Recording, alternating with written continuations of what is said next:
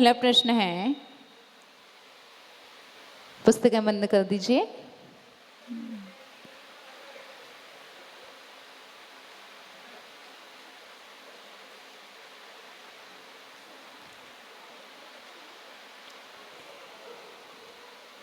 विदेश क्षेत्र के 20 तीर्थंकर में कोई 5 तीर्थंकर के नाम, 5 ही बताना है, बताओ। हाँ, माइक ले लीजिएगा, माइक की व्यवस्था कर दो।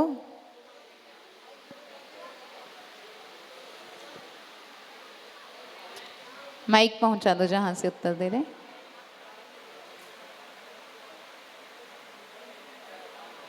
विदेश क्षेत्र के 5 तीर्थंकर।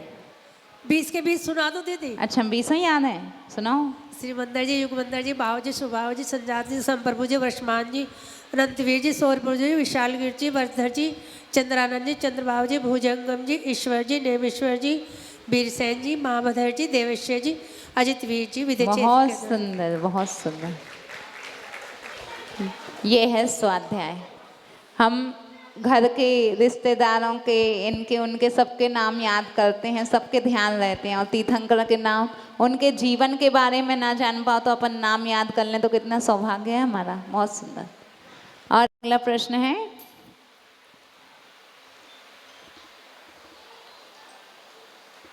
ऐसे, अच्छा प्रश्न है कि नव देवता कौन से होते हैं? नव देवता, बच्चों से तो नहीं पूछना, बहुत उधम करते हैं और फिर आप पुरस्कार के समय बैठ जाते हैं।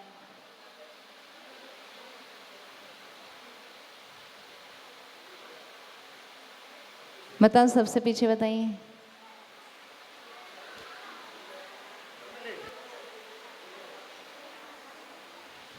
बताइए।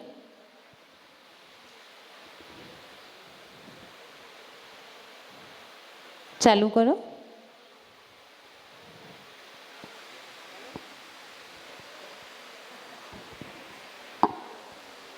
हेलो। अरन सिद्ध आचार्य उपाध्याय सर्वसाधु जिनधर्म जिनागम जिनचै जिनचैताल्य। बहुत अच्छा। जिनधर्म जिनागम जिनचैत और जिनचैत्यालय। इसलिए नव देवता के अंतर्गत मंदिर का शिखर भी आ जाता है। इसलिए कोरोना के समय मंदिर का शिखर भी दिख गया तो दर्शन हो गया हमें नव देवता में किसी ना किसी का। जिनवाणी भी देवता ही है। और अगला प्रश्न है,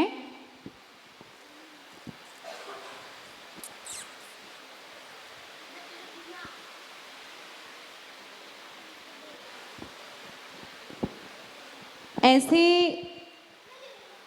क्षेत्र का नाम बताइए,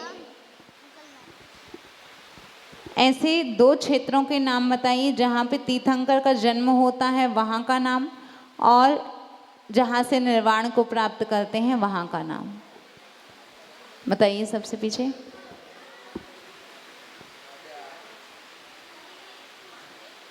उधम करते हैं। जन्म होता है अयोध्या नगरी में और निर्वाण होता है समेत शिखर। अयोध्या में किसकी रचना होती है?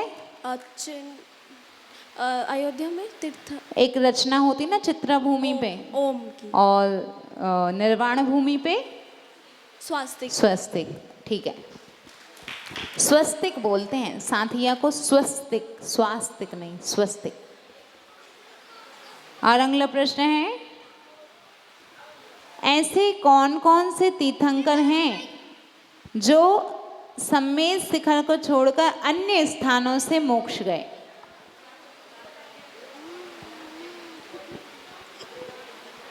बताओ बच्चा। आदिनाथ भगवान कहाँ से गए? कैलाश पर्वत। हाँ।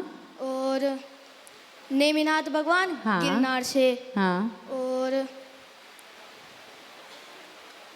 12वें वासुपूज्य भगवान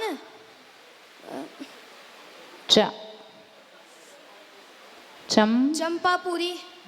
और 24वें और महावीर भगवान हाँ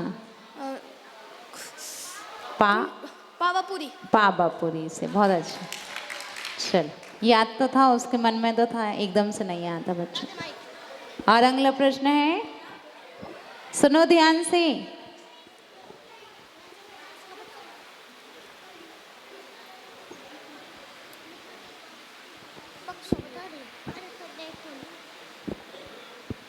आचार्य कुंद देव के 5 नाम कहे गए हैं, किसी को पता है? अभी स्वाध्याय में तो नहीं आया, लेकिन शायद जानकारी हो। पद्मनंदी भी उन्हें बोलते हैं, एक तो कुंद देव है ही, और बहुत लिखने से उनकी गर्दन झुक गई तो ग्रीवाचार्य भी उन्हें बोलते हैं, और गृध्र पिच्छाचार्य ये भी बोलते हैं। इस प्रकार उनके 5 नाम हैं, पद्मनंदी, गिद्ध, एलाचार्य, इलायची जैसा आकार बनाते तो एलाचार्य भी उन्हें बोलते हैं। अब तो हो गया, कितने बचे? 2 प्रश्न है,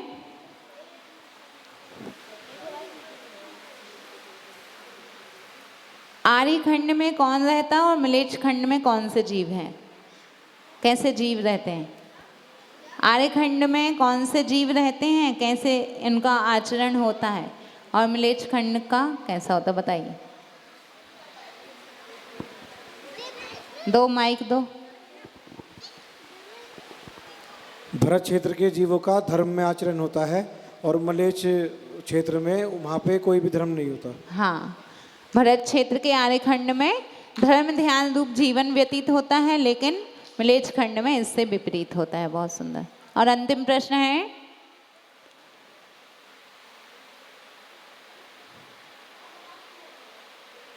तीर्थंकर का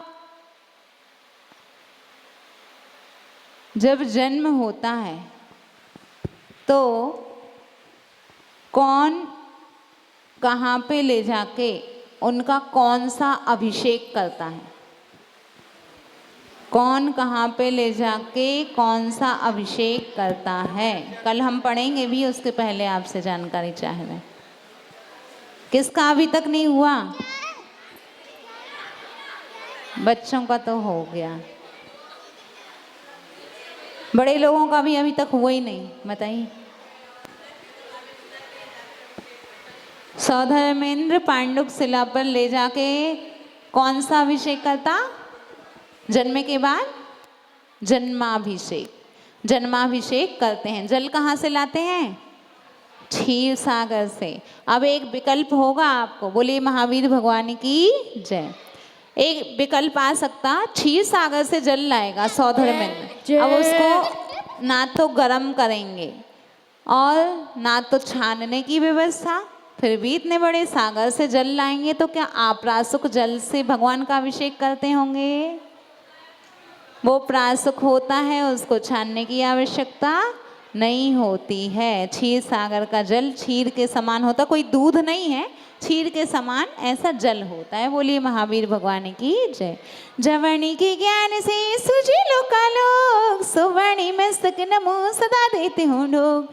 हे जिनवाणी भारती तो जपो दिन रैन, जो तेरी शरणांगे सो पावे सुख चैन। देव जो अरिहंत को गुरु सेवा निर्ग्रंथ, दया धर्म पालो सदा, यही मोक्ष का पंथ। नवड़ मुकर मंत्र।